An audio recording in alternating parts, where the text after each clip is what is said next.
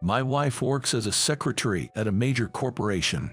Someone like you, who only graduated high school and lacks skills, probably doesn't even have such connections. A middle school classmate of mine, Tom, mocks me. This stress from continuously failing the bar exam must be significant. I can help but feel sympathy for him, yet it seems Tom prefers to pity me instead.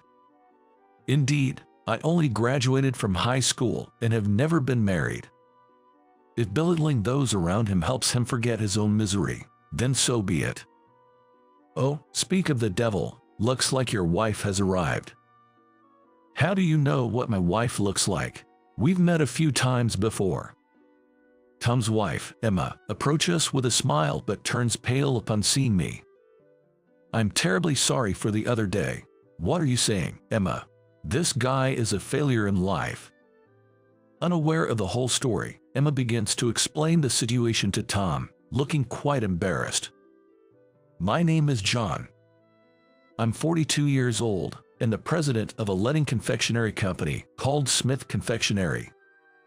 Time flies. It's already been 12 years since I took over as president. However, I wasn't always destined to be the president from the start. The company was founded by my grandfather, who had 2 sons. My father was the younger son, and the company was inherited by my uncle, the elder son. Both my father and uncle had their own families. My father had me, and my uncle had a son named Wilson. Wilson and I, being the only child and close in age, got along well. Wilson felt quite pressured by the fact that his father was the president of a major corporation.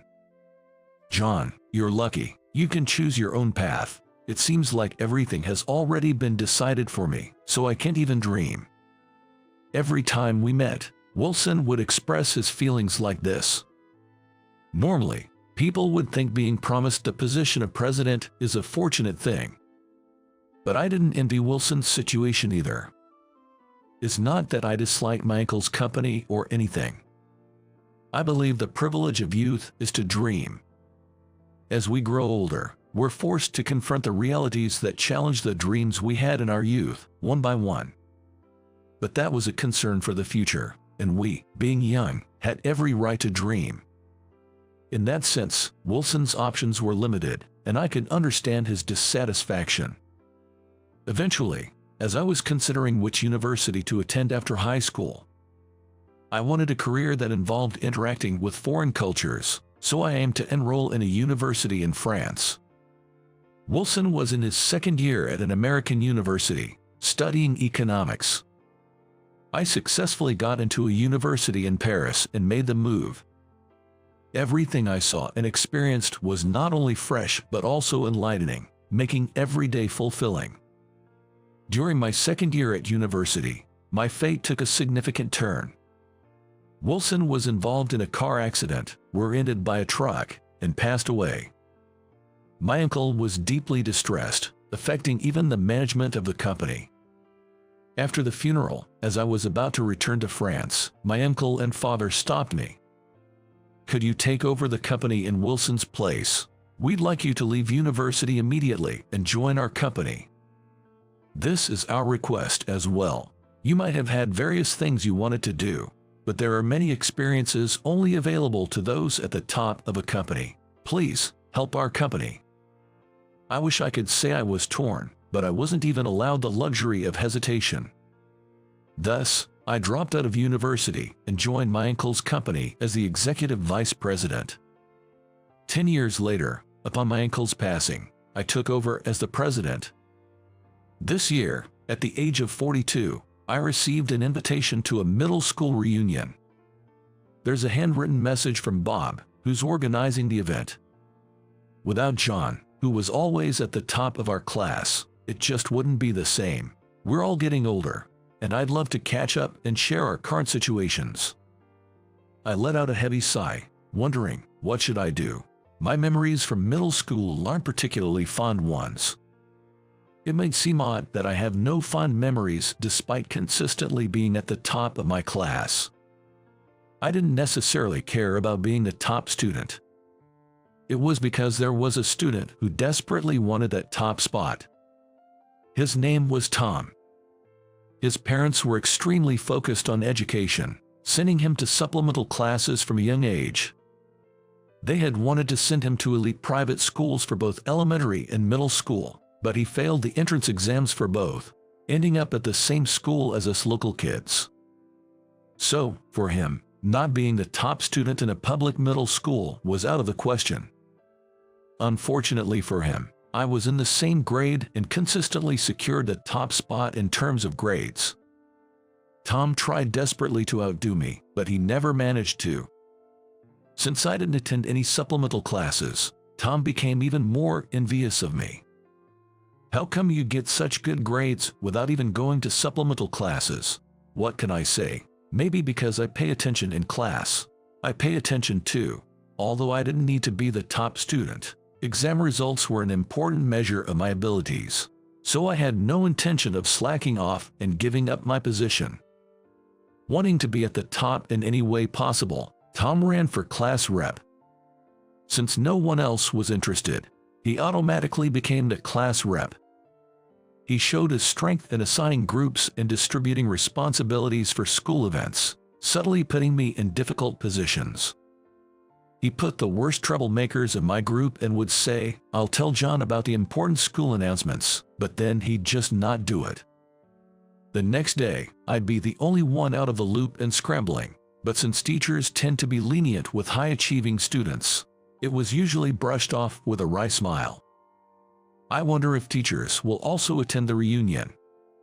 I thought about just sending a message of greeting, but Bob personally called and insisted I come, so I reluctantly agreed to attend.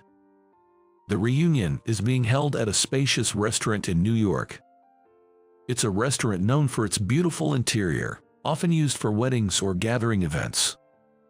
Since most of my classmates live near New York, it was a good choice. Those who stayed in town were also happy to attend, seeing it as an opportunity for a sightseeing trip. The plan is to bring families along and have a lively gathering, so I'll be able to meet classmates' spouses and children. I only know them from 27 years ago in their school uniforms, so I was a bit anxious arriving at the venue, unsure if I could recognize who were my classmates and who were their partners. I thought I might have arrived a bit too early, but seeing some people inside, I decided to go ahead and open the door. As soon as I enter, a tall, thin man with a balding head approaches me with open arms. "John, you haven't changed a bit." Before I can respond, he hugs me. I'm surprised by his friendliness, but then again, it's been 27 years, so it's natural for personalities to change. There's a man with a 3-year-old boy. And next to him, a woman greets me, leaving me to wonder which one is my classmate. Feeling bewildered, I consciously smile and return the greeting. A woman with a fuller figure and a wide belt hands me a glass of wine, saying, "Long time no see, John." I have no idea who anyone is, and with each greeting, I offer a polite smile.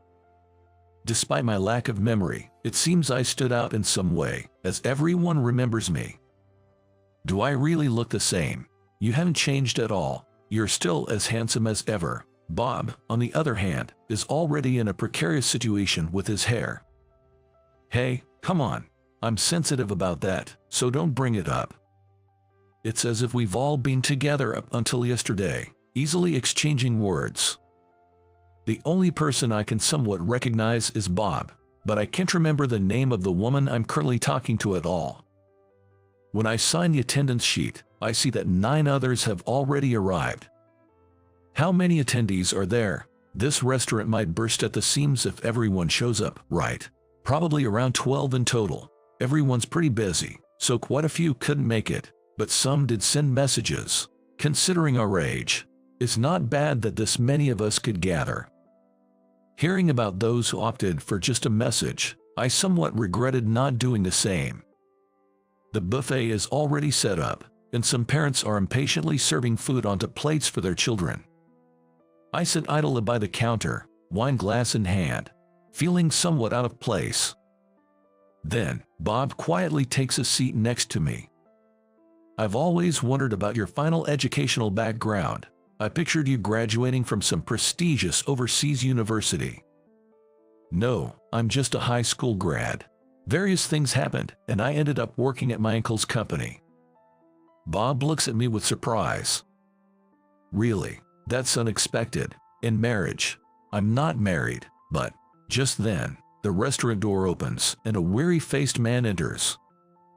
As soon as he sees me, his face stiffens. Bob calls out, "Tom, good to see you made it." That's when I realized the man was Tom. Tom greets us briefly and looks around nervously. After signing the guest book and receiving a wine glass, he starts chatting with Bob. "How's it going? You'll pass the bar exam this year, right? Having a lawyer friend would be reassuring." "I know, I've been busy with a lot of things and couldn't focus on studying, but I'll pass this year for sure." Listening to their conversation, it seems Tom is still trying to pass the bar exam. Everyone has their struggles. I thought John had made it big, but it turns out he's just a high school grad and not even married. Life doesn't always go as planned. Huh? What? A high school grad? Seriously, that's the worst. Tom turns to me with a suddenly smug smile. "It's been a while, John," Tom says as he approaches us. I reluctantly smile back and shake hands with Tom. "Not married yet. I thought you'd be some big shot by now. Meanwhile, my wife is a secretary at a major corporation. A high school grad like you wouldn't have such opportunities." Tom seizes the opportunity to mock me.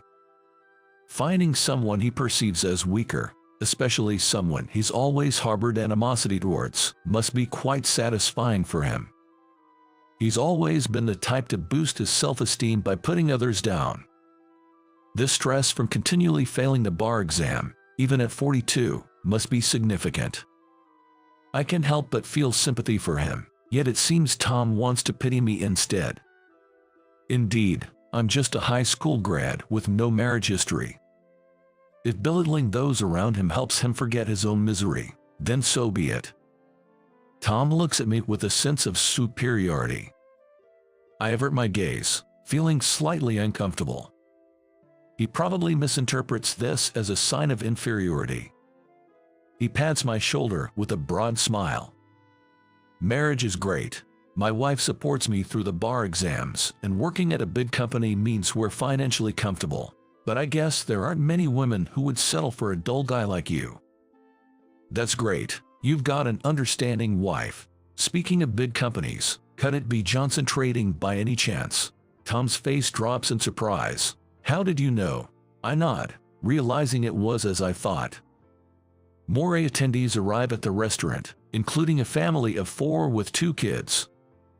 Seemingly a couple who were classmates. It's good to see everyone looking happy.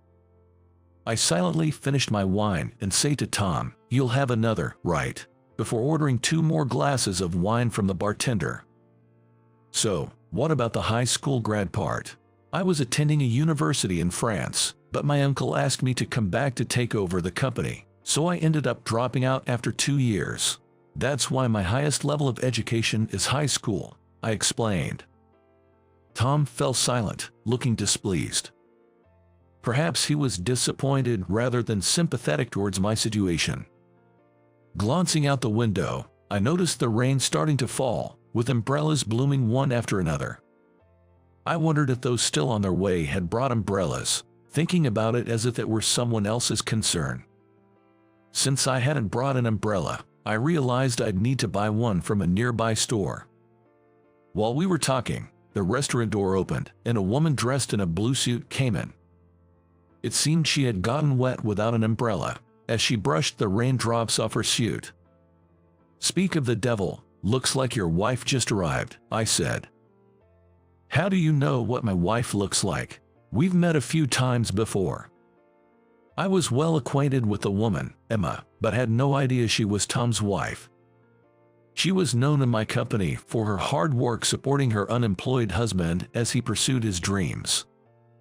Emma, who approached Tom with a smile, turned pale upon seeing me. She approached with a flustered demeanor. I'm terribly sorry for the inconvenience the other day."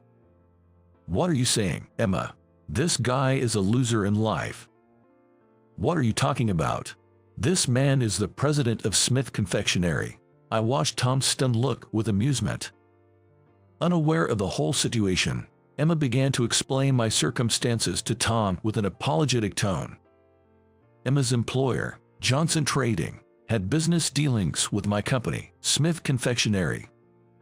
Indeed, Johnson Trading is a major corporation, and Emma's role as a secretary is true. However, she is a secretary not for the company president but for a sales director, and we didn't meet all that often. Recently, the sales director, Max, was scheduled to visit me, but he never showed up. Being busy as a company president, I left the matter to someone else and moved on to the next meeting. I later found out that due to a scheduling mistake by Emma, the department secretary, the meeting was missed. The next day, Max and his secretary Emma came to apologize to me. Emma, who seemed to have been severely reprimanded, was on the verge of tears. She never expected to meet me again as Tom's wife. I don't mind it anymore, but remember, people in management often run on a very tight schedule. Please ensure such incidents don't happen again. Of course, I'm truly sorry for the inconvenience. Tom must have felt quite humiliated to see his wife apologizing to me. As I finished the second glass of wine, our conversation was momentarily paused by Bob's call to action. "Let's get started, shall we?" Bob led the toast, and everyone raised their glasses, saying, "Cheers." The event then shifted to free talk without any set agenda. While Tom was still in shock, Emma tried her best to keep me in good spirits. "Mr. Smith, how is your wife doing?" "What are you talking about?" Bob said. "John isn't married." "Oh, but he is. We often meet at parties. She's the same age as me, 38, very graceful and beautiful." Tom looked astonished as more of my successful aspects came to light. As I told Bob, I'm not married, but as Emma mentioned, I do have a wife. Her name is Emily. We're in a common law marriage. Emily, 38 years old, is the development director at a foreign cosmetics company. We met when I was in France. Emily, now an American citizen, was born in France and lived in various countries due to her father's job transfers. 4 years younger than me, Emily was a high school student at the time, and we met for volunteer activities. Despite her youth, she had a solid way of thinking, and I deeply respected her remarkable character. After I returned to the U.S. and joined Smith Confectionery, our relationship became long distance, but the physical distance was never an issue for us. While studying at a university in France, Emily would come to the U.S. during her long vacations to enjoy dates with me. After graduating, she joined a foreign cosmetics company, worked hard, and climbed the career ladder successfully. I always wanted to support her career fully, but also hoped to share our lives together. When Emily was transferred to the American branch, I proposed, and we started our married life without officially registering our marriage. This year marks the 10th anniversary of our common law marriage. I explained this to Tom and Emma. That's pretty cool. It's clear you both respect each other's careers and have mutual admiration, Emma remarked with enthusiasm. Since today's reunion invited families, I think she'll come after work, I mentioned. Oh, I'd love to see her again. I wonder if she remembers me. Emma said, her excitement palpable, while Tom appeared quite deflated. No wonder, as he probably thought he could look down on me, only for the conversation to take unexpected turns. Soon, the restaurant door opened, and a woman in a beige dress entered. Upon spotting me, she called out, "John," and ran towards me, leaping into my arms. We hugged as usual and shared a passionate kiss. Holding Emily in my arms, I introduced her, saying, "This is my wife, Emily." Emily quickly blended in, leaving me aside as she mingled with everyone. After a while, she returned to us, and Tom and Emma had become noticeably quieter. I briefed Emily on Tom and Emma's situation. Tom's the same age as you, John, so he's 42, right? Is he still attempting the bar exam? Emily asked, a bit bluntly. Emily, that's rude. Don't be so direct, I cautioned her. Sorry, but it's been 20 years since college, right? Continuing as a paralegal and studying for the exam must be tough, she reasoned. Emma hesitantly spoke up. Tom hasn't been working at all. We've been living off what I earn. It's been quite tiring. What? Tom isn't working? That doesn't seem fair in a marriage, Emily remarked, causing me to quickly pull her aside. There are 100 ways to live for 100 couples. Don't say strange things that might upset Emma, I told her. I'm sorry. I forgot how different the American bar exam is from France's. My apologies, Emma, for saying anything that might have seemed critical of your relationship. Emily apologized. Emma offered a small smile and assured, I don't mind, although her expression suggested otherwise. I surmised that Emily's comments had indeed affected Emma. According to a colleague familiar with Emma, she married right after starting her job. It is meaning she's been supporting Tom's dream for 16 years. Dreaming is a human privilege, and maintaining hope at any age is crucial. Being able to continue dreaming even at the ages of 80 or 90 would certainly make for a wonderful life. However, I personally would not pursue my dreams at the expense of someone close to me. Many believe that giving up on a long-pursued dream leaves them with nothing. This is a common sentiment. But I think differently. I believe that critical thinking, physical strength, and seemingly unrelated skills developed through the process of striving will undoubtedly be useful when embarking on a different path. This is merely my perspective, and if Emma is content with her situation, I have no intention of interfering.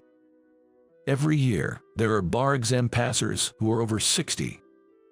It proves that it's never too late to keep trying. Tom, being somewhat vain, probably wished to attend the reunion as a certified lawyer. I wonder how many more years he plans to rely on Emma. Once he passes the bar and becomes a lawyer, I think Emma has every right to make some demands. After the reunion ended without incident, Emily and I decided not to attend the after-party and headed home. Did I say too much? If Emma is happy with how things are, that's all that matters. I'm still learning the American way of thinking from you, John, but it always seems to come after I've already said something. Emily pondered.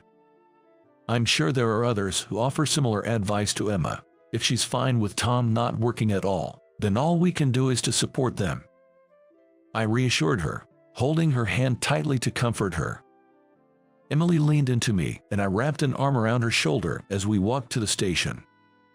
Later, through a group message created for the reunion, we learned that Tom had failed the exam again this year. Everyone started posting encouraging messages like, "That's too bad and better luck next year." Tom didn't respond and soon quietly left the group chat. None of the other members knew what happened to him after that. However, since I often worked with Emma, I heard the rest of the story. Failing the exam again was a hard pill for Tom to swallow. He began to drown his sorrows in alcohol. Even though the money for the drinks came from Emma's earnings, without a word of gratitude. His studies suffered, and he frequently mumbled, "I was just unlucky," while drinking. According to Emma, meeting me at the reunion also contributed to his loss of motivation. He initially misunderstood you as a high school graduate and single, which he thought would give him a sense of superiority.